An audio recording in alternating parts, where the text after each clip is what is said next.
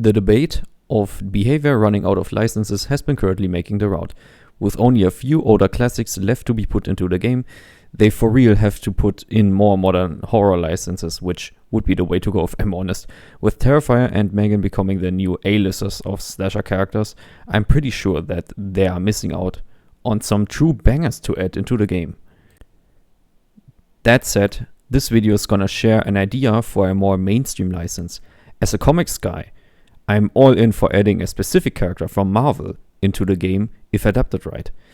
Keep in mind that DBD more or less often doesn't just take the license, put it in and leave it. Instead, it's altered to fit DBD's thematics.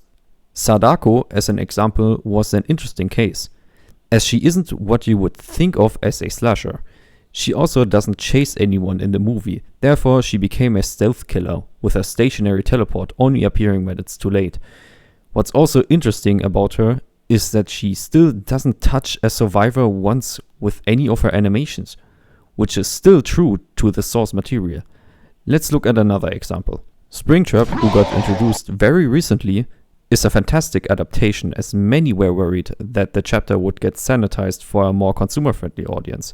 But behavior delivered. Springtrap is as much slasher as you can want from him. If done right, behavior can adapt almost any license into DBD. That being said, they need to be careful with choosing those licenses and stay focused on rather bringing more horror IPs into the game to not view DBD as Fortnite. If Darth Vader is going to become the next chapter, as cool as I think it would be, let me say we just had a very big IP to bring in new players to the game, and behavior shouldn't just hop on the next and ignore all those cool other horror IPs that can still fit into DBD naturally. But this video is about how to bring a certain mainstream license into the trials. For those who didn't know, Marvel Comics actually has its roots in retro horror. Dracula has been part of Marvel since their beginning, though let's be real, you are not going to Marvel Comics to ask for retro horror. As a kid who grew up with the 90s animated series of The Amazing Spider-Man, I think if you don't take something that is more Marvel, it would be a waste. So what character are we choosing? Well, at this point, I shouldn't even pretend to make it a secret. He is in the title of the video anyway. It's Venom. Yes, you heard me right, and let me explain why. Venom is probably one of, if not the most popular villain anti-hero in Marvel Comics. But this isn't the reason alone why I think Venom should join before his offspring, who is a literal serial killer. First up, I think Carnage is actually not that interesting. Put him in a trial and he would feel at home, there isn't any depth to him. Venom isn't a straight up serial killer and he doesn't kill the innocent. So why would he even join the trial and kill survivors that are mostly just running away from him? Here we can make the entity come at play and take both the host and symbiote at the point before becoming chill with Spider-Man. Ever heard of the theory that the entity makes the killers see the survivors as their nemesis? So Eddie and the symbiote would join the trial as the entity alters their vision through the fog, toying with their minds and blurring Parker's words and looks onto the survivors. There's no chance both at this point wouldn't enter the fog willingly. Now that Venom has entered the fog, what should he do? In fact, this is the main reason why you would ask a license holder for comic characters. Why this character and their abilities? With Venom, it's actually more of an excuse to have a killer with Spider-Man powers. But isn't Tokyo Ghoul already there for that? In fact, Ken Kaneki was kind of a key inspiration for me to make this concept. But don't worry, swinging is not gonna be the only part of his kit. Lean back and let me introduce you to the symbiote. Height, average. Calm down, it's because he's crawling. Xenomorph is also pretty tall, but categorized average due to its crawler mode.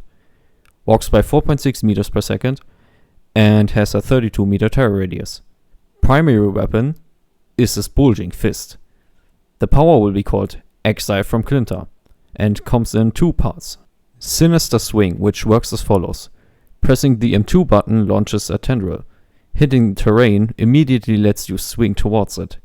Terrain being everything that isn't a survivor or objective the killer can interact with. Has 2 charges. Yep, Kaneki swings, but without the auto-aim.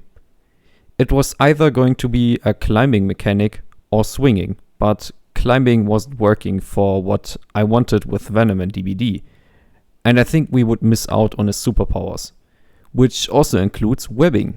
Second part, Black Web. You can use your sinister swing charges to target a survivor, vault, or objective instead. A survivor hit becomes afflicted with the web status effect. They cannot use any items, and any sort of interaction with an objective or a vault puts a string on them, which slows them down, like Pinhead, extending up to 5 meters until cut. It also applies broken and injured survivors. You can then use your second charge to aim at the webbed survivor, immediately pulling them towards you, if they're not attached on a string already, giving you the opportunity to basic attack them. During the pull, should the survivor collide with terrain or a pallet, they lose the web status, interrupt the pull, and become deep wound. Pallets between the pull will be destroyed. What to do when you get webbed though as a survivor? Survivors lose this status effect by running for a certain amount or by cutting the string. Just as simple as that. Oh yeah, using a charge on a vault or objective puts a web up, which the next survivor interacting with becomes attached to a string. Overall, he might not be reinventive, but I think he doesn't need to be. What I want for Venom and DBD is to be an inescapable monster, with multiple options of how players can make use of his ability. No, don't think the video's over yet, because I have some perks. Abyss of Hunger, a token perk for chases. Each time you chase a survivor for 5 seconds, gain 1 token up to 10. For each token, your basic attacks have a shorter cooldown by 3%. At 10 tokens, you also have 5% increased haste. After hitting a survivor, you will lose all of your tokens, and this perk goes on a cooldown for 30 seconds. Dark Mirror, because he is still supposed to be the edgy variant of the web slinger. Whenever the obsession finishes a generator, every survivor who did not work on the same generator becomes exposed for 30 seconds. Should the obsession finish healing a survivor, reveal the aura of the other survivors for 8 seconds. Kind of like making everyone related to the obsession's lives worse. Poor MJ, now you have to bond with your trauma. And last, Hex Symbiotic Regeneration. When being hit by a pallet or locker, a doll totem becomes a hex totem and vanishes after 30 seconds. Survivors within range of 24 meters have the totem's aura revealed. If not cleansed, this perk reactivates if a doll totem is still left to become a hex totem, and if you're hit by a pallet or locker again. For as long as the totem persists, you can't get afflicted by status effects survivors would put on you. You are also immune to flashlights and further pallet and locker stunts. When I showed my friends this idea, they thought of it as broken or that they didn't understood why it's a hex perk. I gave it one more thought and let survivors see its aura while it's being activated. So it shouldn't be that broken, and the reasoning behind it being a hex perk is due to the other killers not having the same regenerative abilities as Venom, and essentially making the totem some sort of a symbiote itself. So, let me know what you think of this concept and Venom in DBD overall. Do you think I nailed it, or should I have tried to include a climbing mechanic? Is Venom for a Marvel chapter the right thing, or do you prefer anyone else like Doctor Doom or Ultron? Or do you still want Carnage to be based instead of a potential legendary cosmetic? That does it for this one. My next video is going to be either somewhat of a rant about the upcoming Frank Stone cosmetic, that or revisiting my last video and going over each class separately. Till then, and don't get lost.